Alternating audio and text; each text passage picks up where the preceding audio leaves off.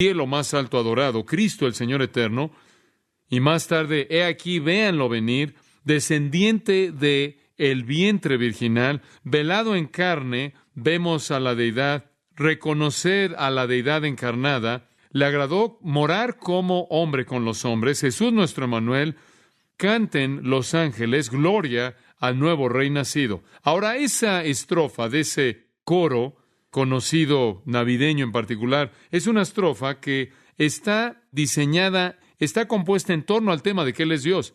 Y aunque el mundo pueda cantar la canción, realmente no están listos a recibir la realidad de esto.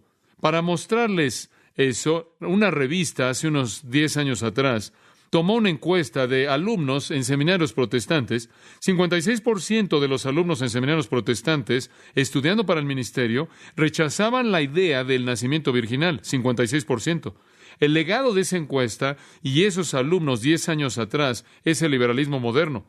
El Centro de Investigación de Encuestas de la Universidad de California en Berkeley realizó una encuesta de las denominaciones para poder entender cuál era su posición acerca del nacimiento virginal.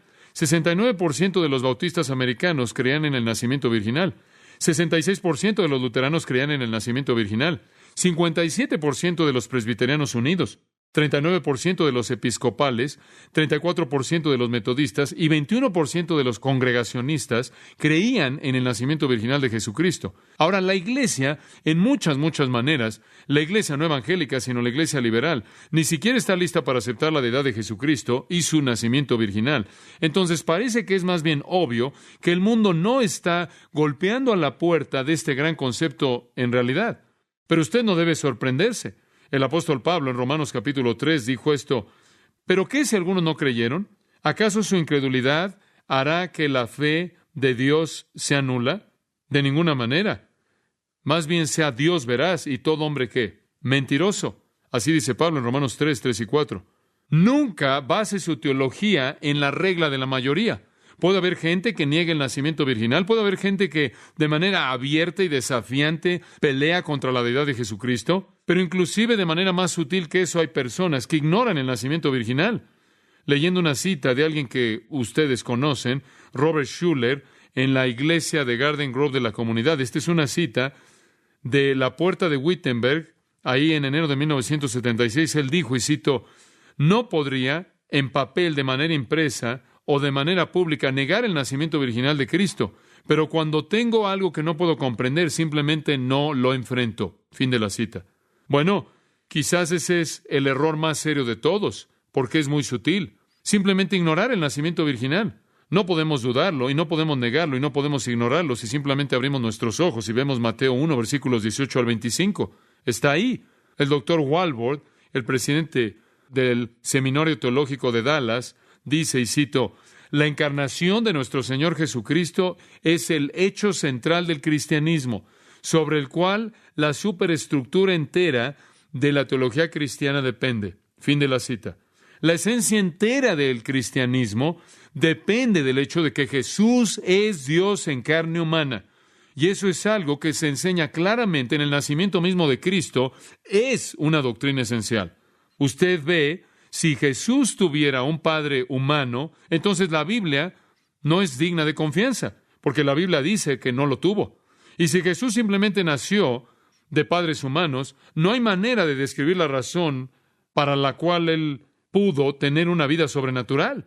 Su nacimiento virginal, su muerte sustitutiva, su resurrección corporal y su segunda venida son un paquete de deidad. Usted no puede aislar ninguno de estos elementos y aceptar solo uno y sacar el resto, o viceversa. No puede aceptar todos excepto uno. O cree todas esas realidades, cree que todas esas realidades son la manifestación de su deidad, o no lo cree. Y entonces tenemos que enfrentar la pregunta que Jesús le hizo a los fariseos de nuevo, ¿de quién es hijo? Ahora, Mateo nos da la respuesta humana a la pregunta ¿de quién es hijo? En la genealogía que estudiamos la semana pasada. En términos humanos, ¿de quién es hijo? El hijo de David.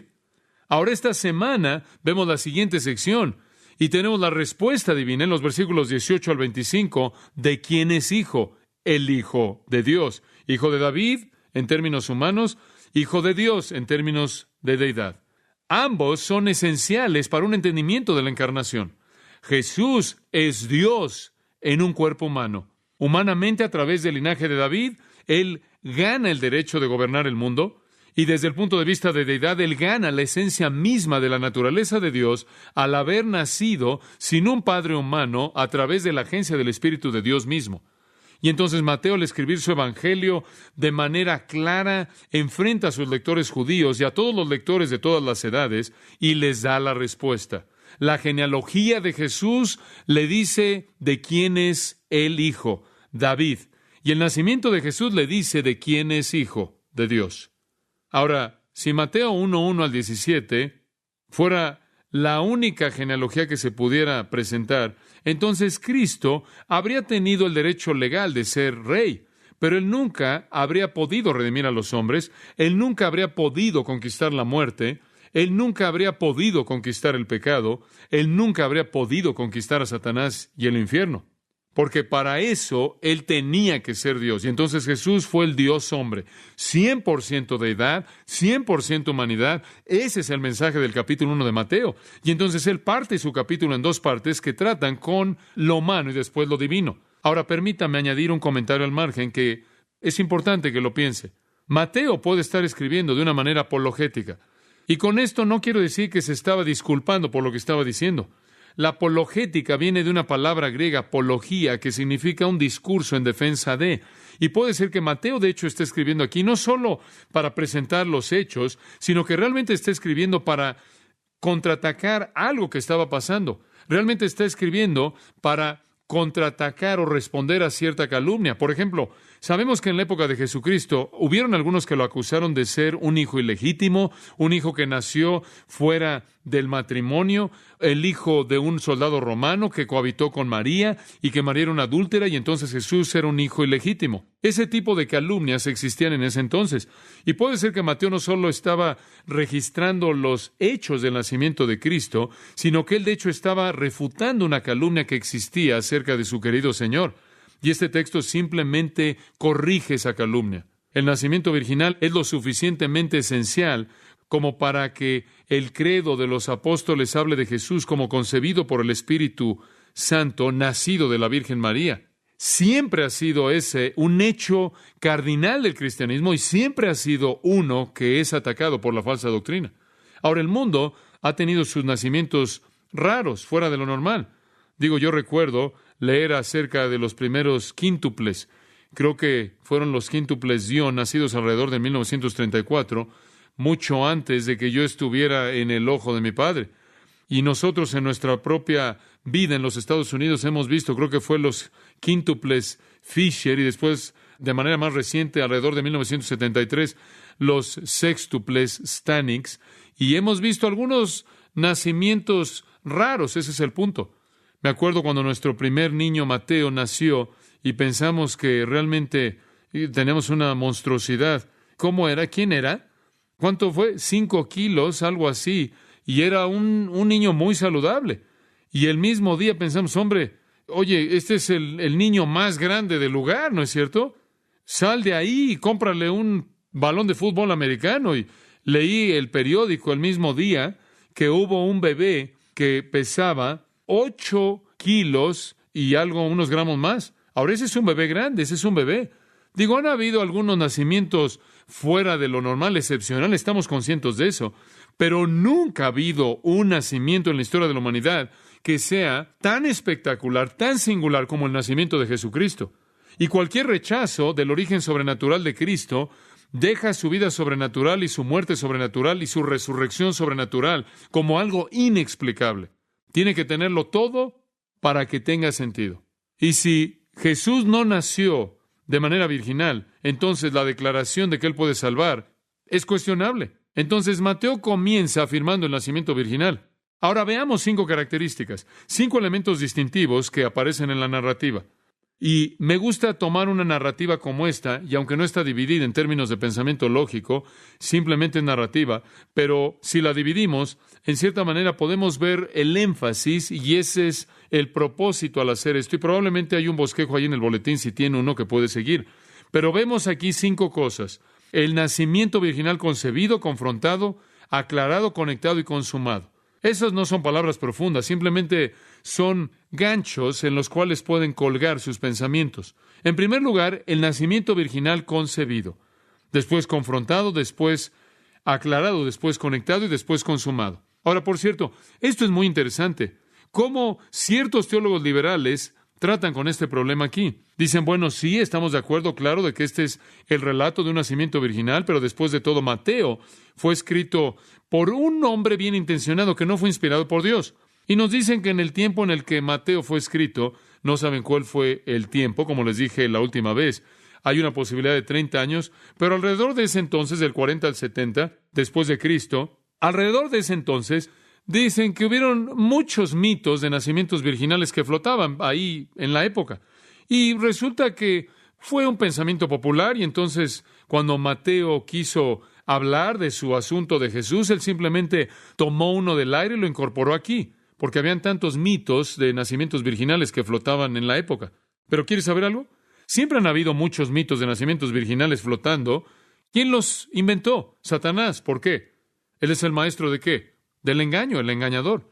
Entonces, siempre han habido estas cosas. Permíteme darle una ilustración de una. Por cierto, escritores que se remontan hasta Orígenes, quien escribió a principios de la era cristiana, escritores desde ese entonces hasta el presente, nos han mostrado claramente la identidad perversa de esos cuentos. Son muy, muy cuestionables. Digo, simplemente no hay comparación. Le voy a dar una ilustración. Había una leyenda de Alejandro el Grande. Usted recuerda a Alejandro el Grande, el hijo de Felipe de Macedonia. Alejandro el Grande o Alejandro Magno conquistó el mundo, tomando el mundo de los medopersas, y él arrasó desde el este con un gran ejército y conquistó el mundo para Grecia. Bueno, Alejandro el Grande, se decía que Alejandro el Grande nació de manera virginal. Y esta es la historia. Una serpiente una vez fue vista compartiendo la cama de Olimpas. Ahora Olimpas fue la esposa de Felipe de Macedonia. Entonces ella cohabitó con una serpiente. Y claro, todos sabemos, y sabemos algo de la leyenda griega, quién era esa serpiente. Era uno de los dioses griegos, quien más que cualquier otro era un perverso sexual. Cuando hay algo sexual raro, siempre puede saber que fue Zeus y él tuvo un problema. Entonces, frecuentemente en la cultura griega encuentra al dios Zeus adoptando la forma de un animal para tener alguna especie de cohabitación extraña. Y eso es lo que dicen que sucedió en el caso de Alejandro Magno, Alejandro el Grande. Este era Zeus en forma de una serpiente, se metió en la cama con Olimpia e hizo que Olimpia quedara embarazada. Y Zeus también apareció frecuentemente como un ave y a veces inclusive aparecía como espuma en el mar, haciendo que los barcos fueran derribados, cosas extrañas. Pero bueno, lo que la leyenda dice es que cuando Felipe de Macedonia se dio cuenta de que su esposa había hecho esto, su propio deseo sexual fue adormecido y de ahí el producto de la unión tuvo que haber nacido de la serpiente y no fue ningún otro que Alejandro, y entonces Alejandro el Grande fue el hijo de Zeus. Esta es la historia virginal de Alejandro el Grande. Realmente una historia vil, sucia, inconcebible, absurda, que no se puede comparar con la de la palabra de Dios. Ahora, decir que Mateo simplemente resultó que encontró una de estas ideas en el aire y la metió aquí, la metió acerca de la vida de Jesús, es hacer dos cosas. Número uno, es acusar a Mateo de ser un mentiroso abierto. Y número dos, es decir que la palabra de Dios es de hecho no la palabra de Dios, sino la palabra de los hombres. Esta es historia, amados, no fantasía, esto es historia. Ahora, realmente no había mucho de qué hablar acerca de que el Mesías fue nacido de una virgen. Digo, realmente no veían eso, aunque en cierta manera se encontraba velado en el Antiguo Testamento y aunque estaba Isaías 7:14 y habían otros pasajes que quizás en cierta manera se inclinaban en esa dirección, pero realmente no veían eso. Pero había evidencia, y quiero que observen esto, quiero que esto lo mantengan en mente. Había evidencia del Antiguo Testamento de que el Mesías sería Dios. Ahora estuvo velado. No estaba presentado de manera abierta, pero por lo menos hay indicaciones en el Antiguo Testamento de que el Mesías sería deidad.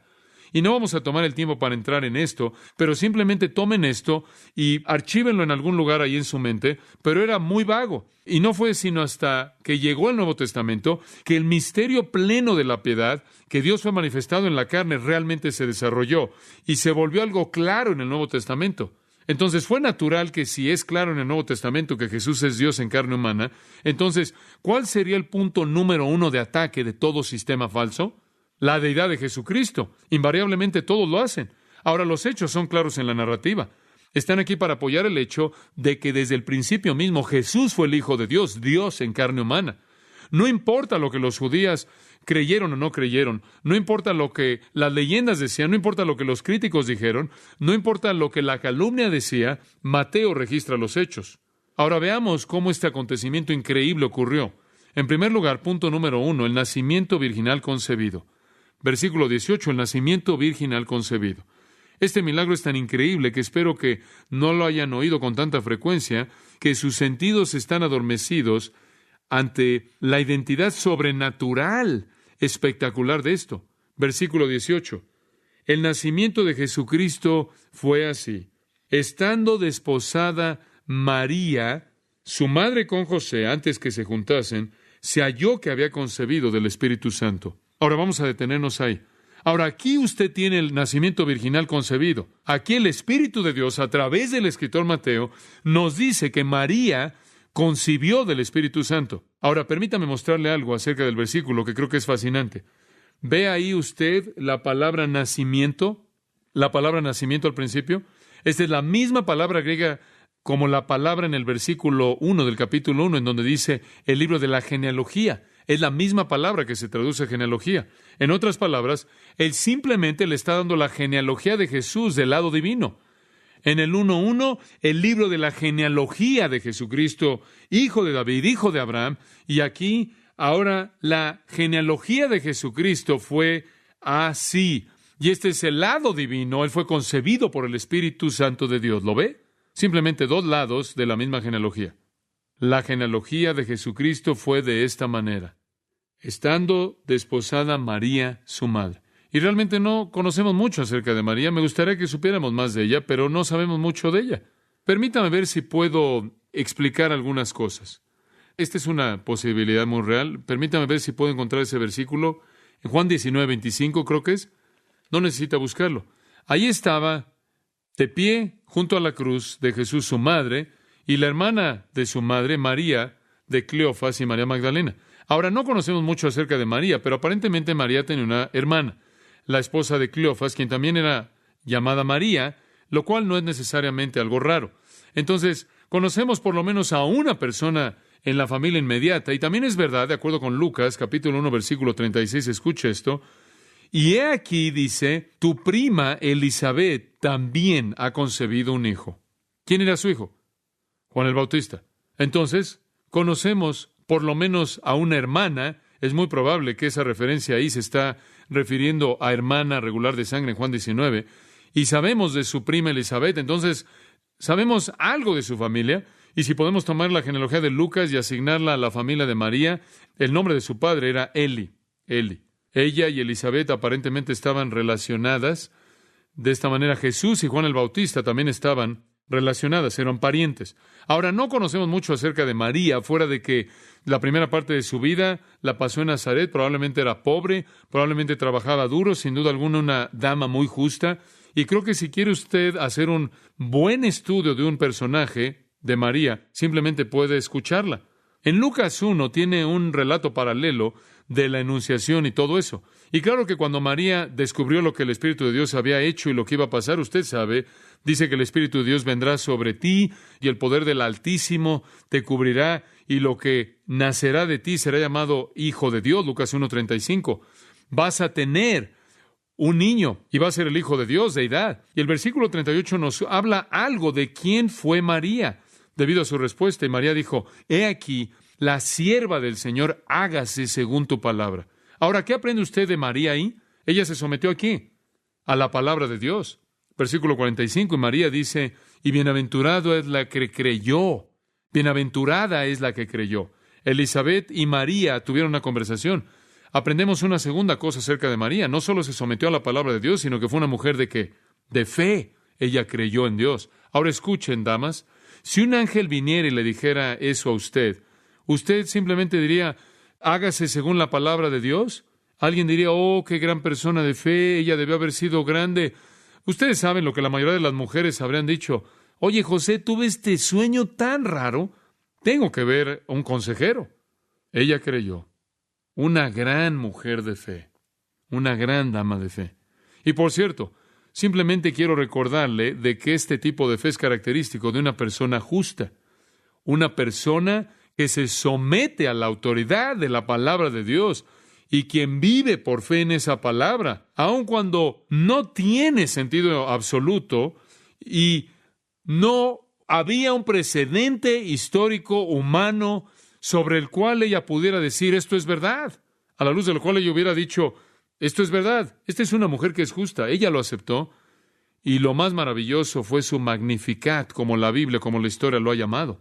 Y María dijo, mi alma engrandece al Señor, Lucas 1:46, y mi espíritu se regocija en Dios mi Salvador, porque Él ha considerado la condición baja de sus siervas, porque de aquí en adelante todas las generaciones me llamarán bienaventurada. Porque el poderoso ha hecho conmigo cosas grandes y santo es su nombre. ¡Oh, qué dama tan piadosa! No hay algo raro en su mente, no hay duda, no hay confusión, no hay que ponderar, no hay duda alguna, no hay cuestionamiento, hay una sumisión instantánea y una creencia instantánea que esto, de hecho, es la verdad de Dios. ¡Qué dama tan justa! Ella estaba tan inmersa en Dios. Ella fue una santa verdadera del Antiguo Testamento. De tal manera que ella pudo identificar cuando Dios estaba hablando, y ella procedió a alabar a Dios por lo que Él iba a hacer. Podría ser interesante para usted saberlo. ¿Sabe lo que la palabra María es en griego? La palabra María en griego es Miriam. ¿Y sabe cuál es el significado de raíz? Rebelión. Pobre dama, recibió un mal nombre. Ella no era rebelde. Ahora, ella estaba casada o desposada, regresa al versículo 18. Ella dice ahí desposada con José. Ahora, José, no sabemos nada de él, de trasfondo.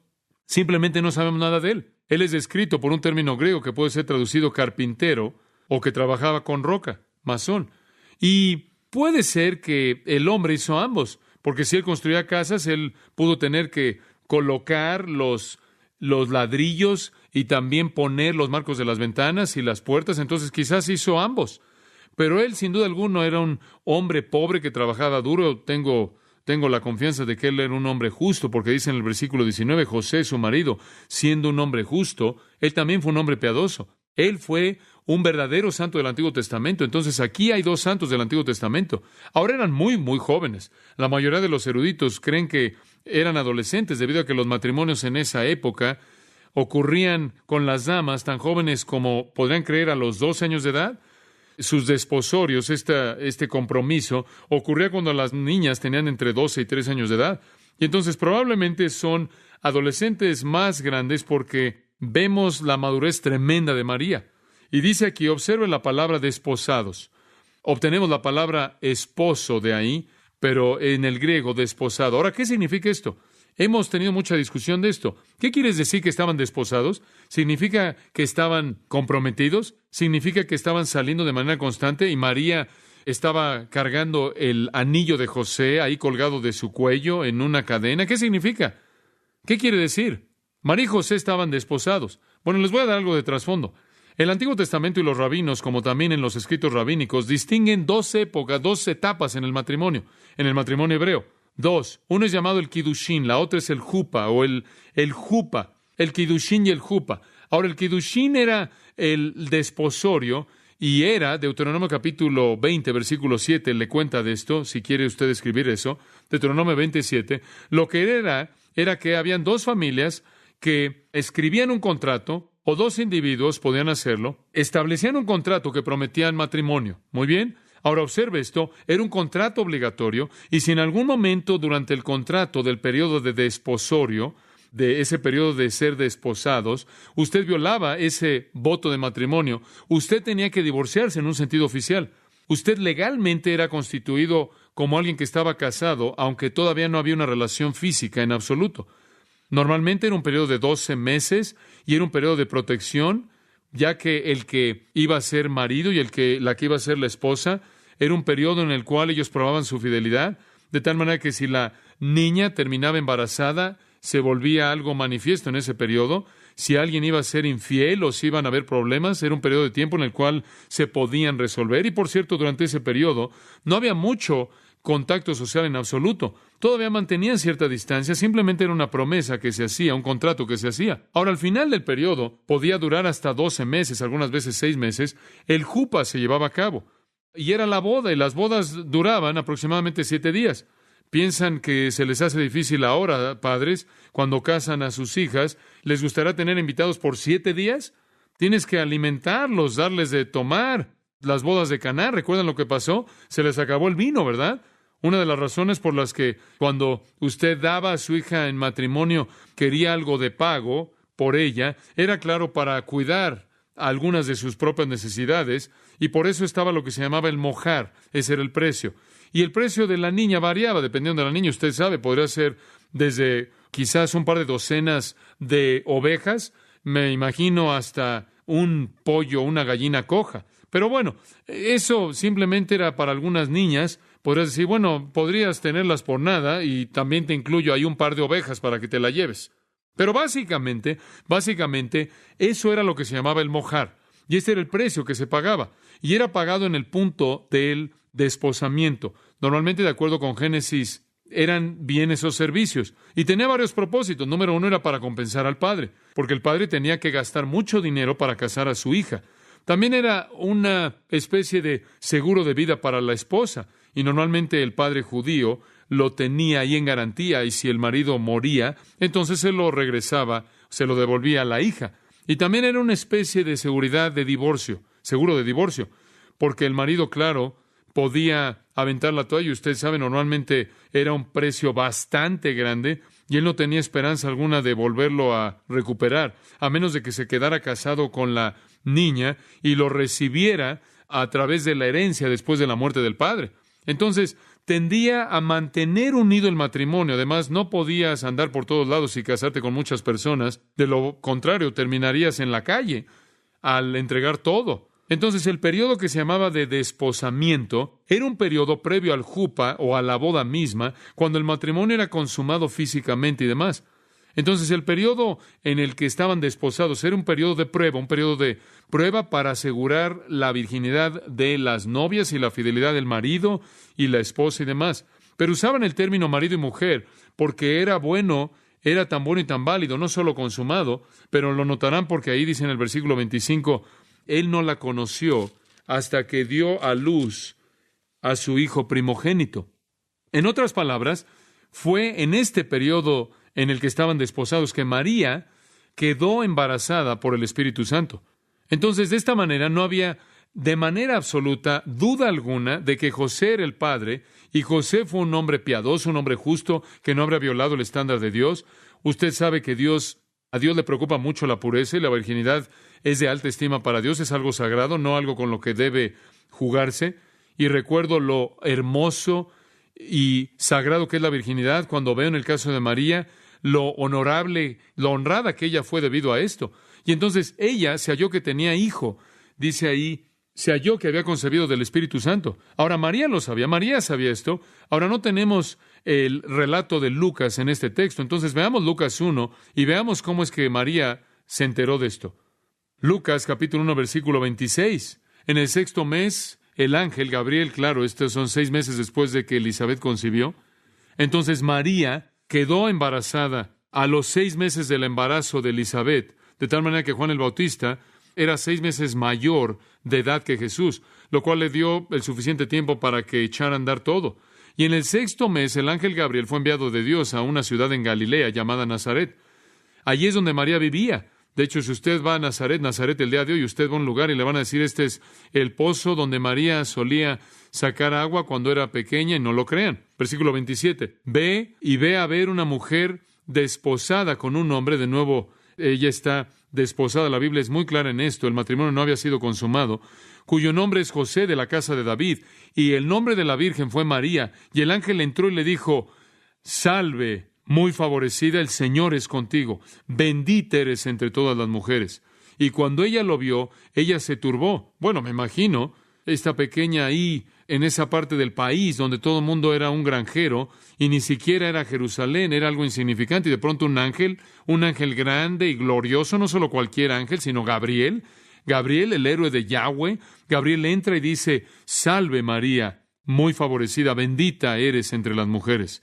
Y cuando ella lo vio, ella se turbó ante lo que dijo y ponderó en su mente, ¿qué tipo de saludo era este? ¿De qué está hablando? Yo no soy nadie. Y el ángel dijo, ahora no temas, María, porque has hallado favor con Dios, y aquí concebirás en tu vientre, y dará a luz un hijo, y llamarás su nombre Jesús. Él será grande y será llamado Hijo del Altísimo, y el Señor Dios le dará el trono de su padre David, y él reinará sobre la casa de Jacob para siempre, y no habrá fin para su reino. Después María le dijo al ángel, ¿cómo es esto? Ya que no conozco hombre. Como pueden ver aquí, María está afirmando su virginidad. Y el ángel respondió y le dijo, el Espíritu Santo vendrá sobre ti, y el poder del Altísimo te cubrirá. Por tanto, el santo ser que nacerá, noten que no solo es llamado el Hijo de David, sino que también será que Hijo de Dios. Digo, qué increíble anuncio. A una dama que no es nadie, viviendo en un pequeño lugar llamado Nazaret. Entonces María lo supo, y cuando quedó embarazada ella sabía por qué. Y pobre José no sabía. Cuando descubrió, fue un shock para él. Lo conmovió. Él conocía a María, él conocía a esta niña con la que estaba desposado, él conocía la calidad de su virtud, él conocía el estándar justo por el cual ella vivía, él la conocía, su estatura delante de Dios, él conocía a María. Esto era totalmente algo fuera de lugar para María. No tenía sentido en absoluto, y él conocía Deuteronomio capítulo 22 bastante bien, como para saber que cuando una mujer se embarazaba con hijo fuera del matrimonio, el castigo era ¿qué? Muerte. En Deuteronomio capítulo 22 hay muchos versículos. Simplemente les recuerdo de algunos que hablan de este asunto. Deuteronomio 22, versículo 13, si una mujer toma esposa y entra ella y la aborrece y da ocasión para que hablen de ella y trae deshonra sobre ella y dicen, tomé esta mujer y cuando entré ella descubrí que no era virgen. Bueno, si eso es verdad, entonces ellos, versículo 21, sacarán a la joven a la puerta de la casa de su padre y los hombres de la ciudad la apedrearán con piedras para que muera, porque ha hecho lo que no se debe hacer en Israel, jugó a la ramera. Y claro que hay otras cosas involucradas en esto.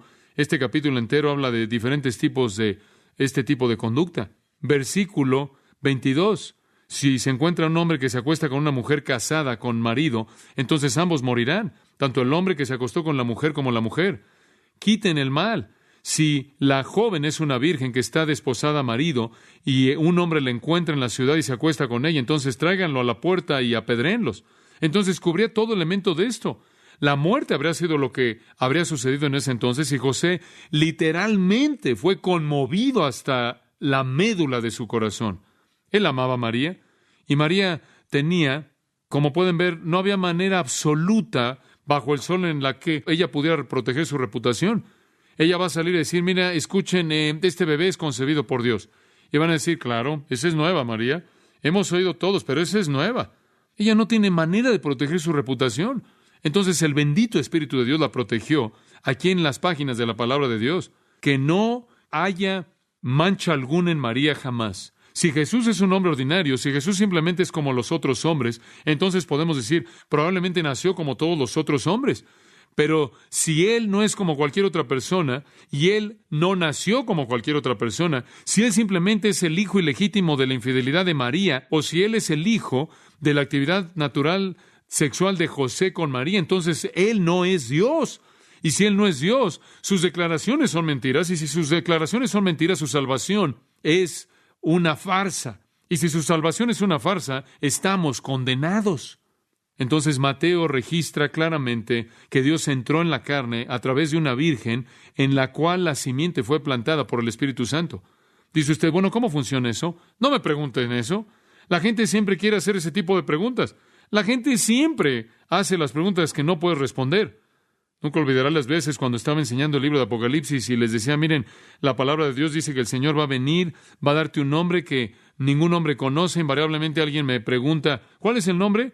Ni siquiera entiendo cómo es que el nacimiento humano natural, normal, funciona, y no conozco a algún doctor que realmente entienda el misterio de eso. No me pregunten cómo esto funciona. Dios lo hizo. Entonces, una nube de sospecha y una nube de vergüenza y una nube de escándalo empieza a estar por encima de la vida de María. En toda la historia humana nunca ha habido un nacimiento virginal. Cuando la gente veía una mujer no casada, solo había una conclusión. Eso es todo, excepto en este caso. Había otra conclusión. El Espíritu Santo, nada nuevo, porque el Espíritu Santo en este sentido, Él siempre ha estado en la obra de creación, ¿no es cierto? En Génesis 1, Él se movía sobre las aguas y en la vaciedad, Él creó todo. Y en Hechos capítulo 1, Él se movió en la situación de personas congregadas en el aposento alto y Él creó a la iglesia. ¿Y por qué Él no va a ser capaz de crear el milagro milagroso del nacimiento virginal? Y no les impresione, deberíamos haberlo esperado. Realmente se puede remontar usted al primer libro de la Biblia, el tercer capítulo. Génesis capítulo 3, versículo 15. Ahora estamos de regreso. Y cuando el Señor Dios está hablándole aquí a Satanás, Satanás ha hecho lo que hizo al causar que Adán y Eva cayeran. Y Dios le dice a él, y pondré, Génesis 3:15, pondré enemistad o antagonismo u odio, es la palabra para enemigo realmente. Haré un enemigo entre ti y la mujer, ahora observe y entre tu simiente, ¿y qué? Y su simiente. Él va a darte en la cabeza, Él te herirá en la cabeza y tú le herirás en el calcañar. Él dice, mira, Satanás, algún día va a venir una mujer y esa mujer va a tener una simiente. Tú puedes herir su calcañar, su tobillo, y Él lo hizo en el Calvario. Pero Él va a hacer ¿qué? Él va a herir tu cabeza. Y noten que Él dice que Jesús va a ser la simiente de la mujer, su simiente. Solo una vez en la historia del mundo una mujer jamás tuvo una simiente.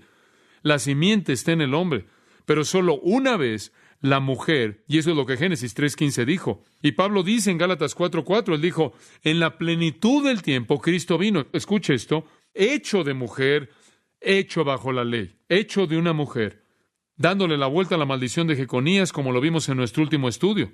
Ahora escúchame, entiende esto.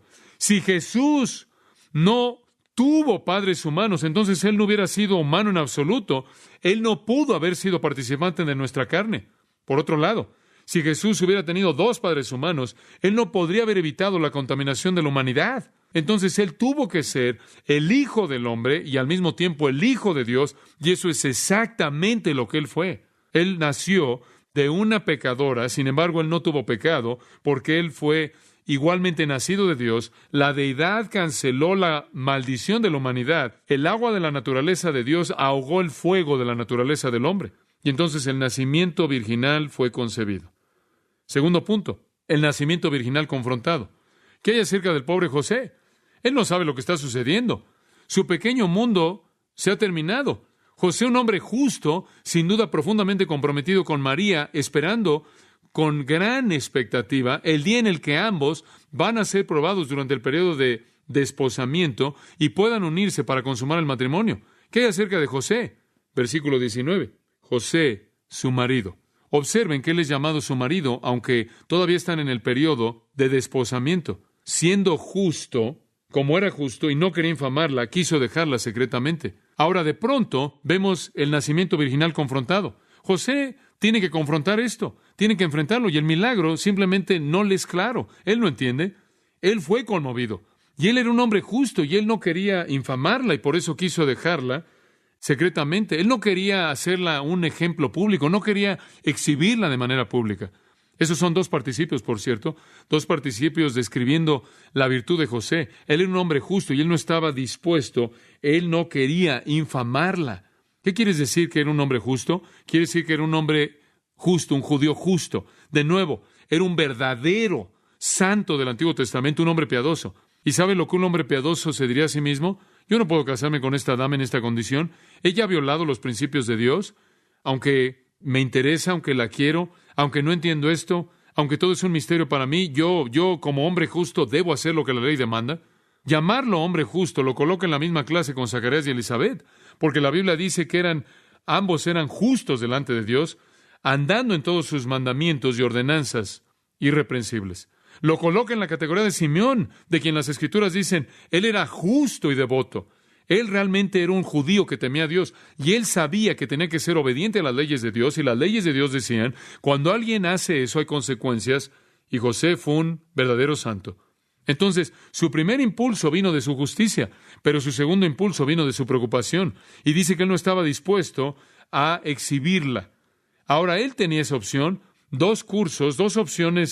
tenía dos opciones José en esta época. Si él hubiera estado viviendo en la época en la que Deuteronomio fue escrito, ellos habían demandado una cosa, pero la libertad de los judíos, la perspectiva judía de la teocracia, digamos que se aligeró, vivían de una manera en la que trataban con ligereza y no guardaban la ley de Dios en este punto de una manera tan estricta y por lo tanto habrían sustituido las leyes más estrictas que Dios había ordenado, y esa es la razón por la que su país se metió en tantos problemas, porque habían violado las leyes de Dios, las cuales eran para prevenir diferentes problemas que enfrentaron. Y aquí en este día en el que tomaban de manera ligera la ley de Dios, tenía José dos opciones. Una era hacerla un ejemplo público, y así es como ellos lo hacían. Ellos la acusaban abiertamente en una corte pública de haber cometido adulterio, y ella habría sido avergonzada, ella habría sido juzgada, ella habría sido condenada en frente de todo mundo, arruinada en términos de reputación. La otra posibilidad era que ellos proveían una manera más callada. Las dos partes se podían unir ante 2 o 3 testigos y escribir una carta de divorcio privada, así como se indica en Deuteronomio 24, y escribían esta carta de divorcio en privado, y no había un procedimiento judicial, no había conocimiento público, no había fanfarria, nadie necesitaba saber. Se declaraba en ese entonces que no necesitaba escribir la causa del divorcio en la declaración, y de esa manera podían disolver esto sin que nadie realmente supiera lo que había sucedido. Era hecho en secreto. Ahora, esto no necesariamente era el patrón de Dios, pero esto se permitía en términos de la ligereza con la que aplicaban la ley en el día en la que José vivía. Entonces él tenía esas dos opciones. Por cierto, la palabra ahí que dice quiso dejarla secretamente, dejarles apolúo, es la palabra del Nuevo Testamento para divorcio. Él tenía que divorciarse, debido a que el estar desposado con ella constituía o se veía como matrimonio. Y él dijo, bueno, me la voy a dejar secretamente. Él simplemente no podía hacer que María fuera avergonzada públicamente. Él simplemente no podía burlarse de ella públicamente, avergonzarla públicamente. Entonces ella quería dejarla en privado. Pero él luchó con esto. No le fue fácil. Simplemente no podía llegar al acto mismo. Entonces dice en el versículo 20, y pensando él en esto, detengámonos ahí. Sin duda que él fue a su cama, en su propia casa ahí en Nazaret, aún están en Nazaret aquí, y él está meditando, y él está pensando en lo que va a hacer, y mientras él está pensando, se queda dormido. Y entonces encontramos el nacimiento virginal aclarado. El nacimiento virginal aclarado, observen ahí en el versículo 20. Observen lo que sucedió, se queda dormido, él es confrontado, él está confuso, él se queda dormido, y he aquí, un ángel del Señor le apareció en sueños. Ahora, quiero que entienda algo. Este no es un sueño como que usted tiene un sueño. Este no es un sueño en el que lo que usted ve no es real. Es imaginario. De alguna manera, en algún sentido, una especie de sueño de revelación. El sueño termina siendo algo real. Este es un ángel real y realmente vio al ángel. Y por cierto, esto no es raro para Mateo. Por lo menos hay 6. De hecho, hay solo 6 veces más en donde encontramos este tipo de comunicación. Allí en Mateo capítulo 2 tiene varios. Mateo 100, Mateo 1 aquí, Mateo 2, Mateo 27 y los otros en Hechos 2:17, donde es profético. Entonces, esta no es una situación totalmente aislada. Dios algunas veces usa un ángel en un sueño. Y José no estaba soñando en el sentido que usted cree. Él se quedó dormido, comenzó a soñar, y este sueño se volvió una realidad. Y el ángel le dijo, José, hijo de David. Y yo sé por qué dijo esa segunda parte, simplemente solo para reforzar el linaje y la línea de David. Hombre, eso debió haber sido algo importante para oír. Hijo de David, él le dice, no temas recibir a María, tu mujer, porque lo que en ella es engendrado del Espíritu Santo es. No tienes que temer, José. Lo que es concebido en ella es del Espíritu Santo. Esta es la gran realidad del nacimiento virginal. No hubo un padre humano. Este es el nacimiento de Dios en carne humana. Él es tanto hombre como Dios. Y esa es la razón por la que, por ejemplo, en el Antiguo Testamento Él es llamado Semae, lo cual significa la raíz o la rama, el vástago. Y notarán que Él es llamado la rama de David en un pasaje y en otro la rama de Jehová. Él es la simiente de David y Él es la simiente de Dios.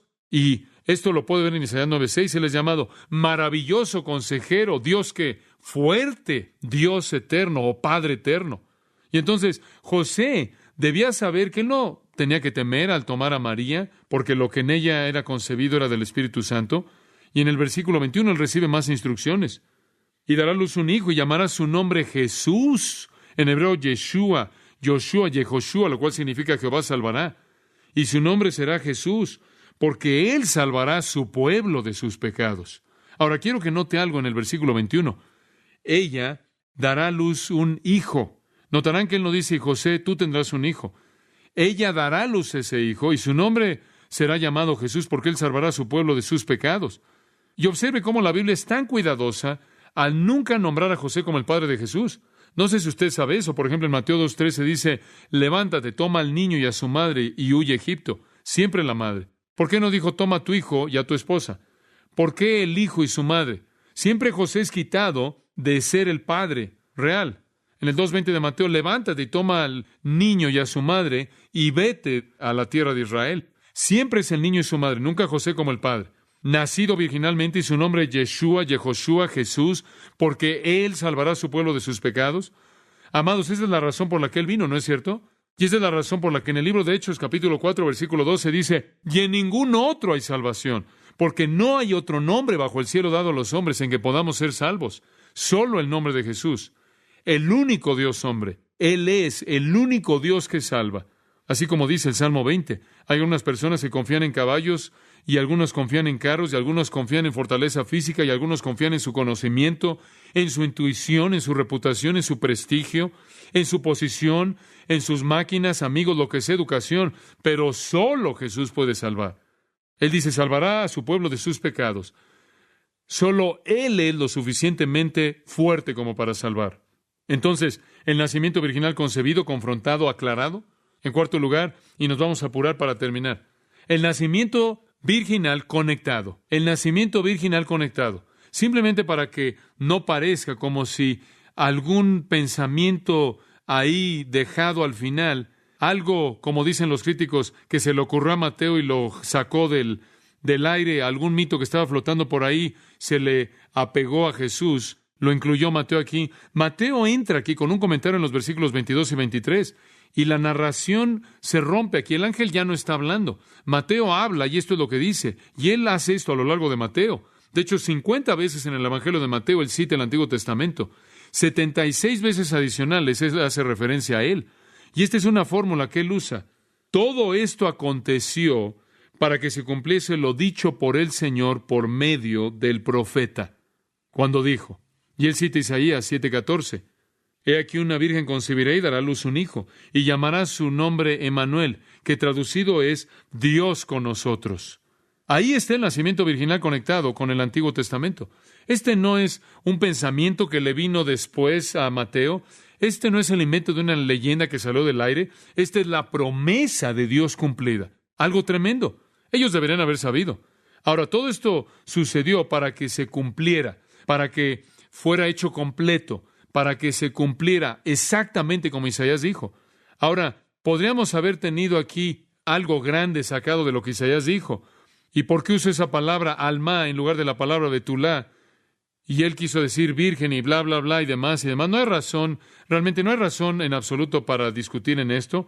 Es suficiente decir que la palabra alma en Isaías 7:14 es mejor traducida virgen, y la gente, los críticos, los que calumnian, pueden venir y tratar de borrar eso, pero no pueden borrar el comentario de Mateo, quien usó la palabra partenos, que significaba virgen.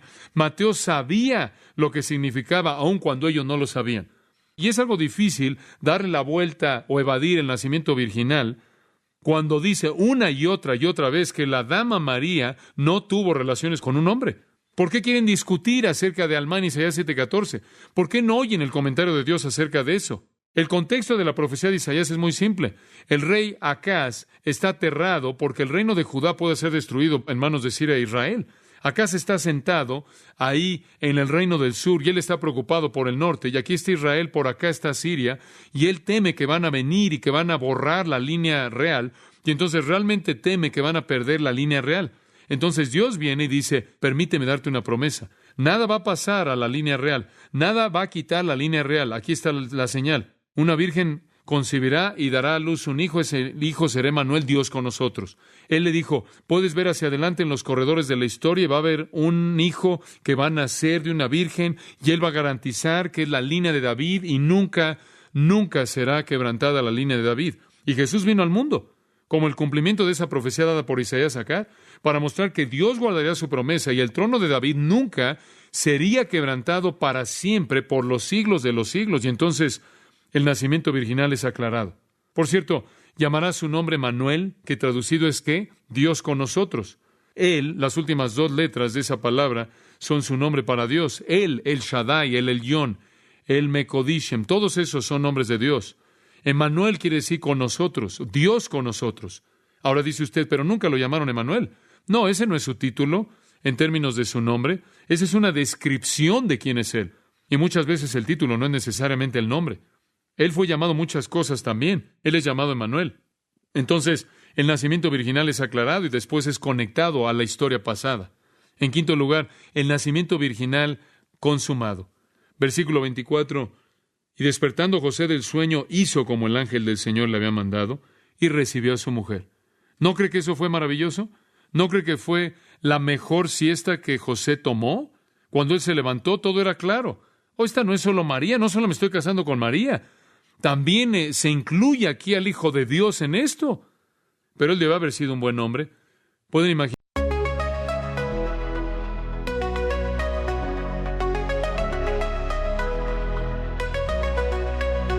In the haze of neon dreams, I wander through the night, lost in a sea of stars where your whispers take flight. Electrified emotions, they dance around my heart in this digital garden where we never have to part. Shadows blend with colors as the beat sets me free. Every note a memory, every rhythm you and me. Echoes of you in synth waves, feel you near in the pulsing haze. It's such a world where we collide. You love the rhythm in my mind. With the glow of city lights, our shadows intertwine in this kaleidoscope of love where the past and future align. With every step I take, I feel your presence strong, and this digital symphony where our hearts belong. Shadows blend with colors as the beat sets me free. Every note a memory, every rhythm you and me. Echoes of you in synth waves, feel you near in the pulsing haze. It's such a world where we collide. You love the rhythm in my mind.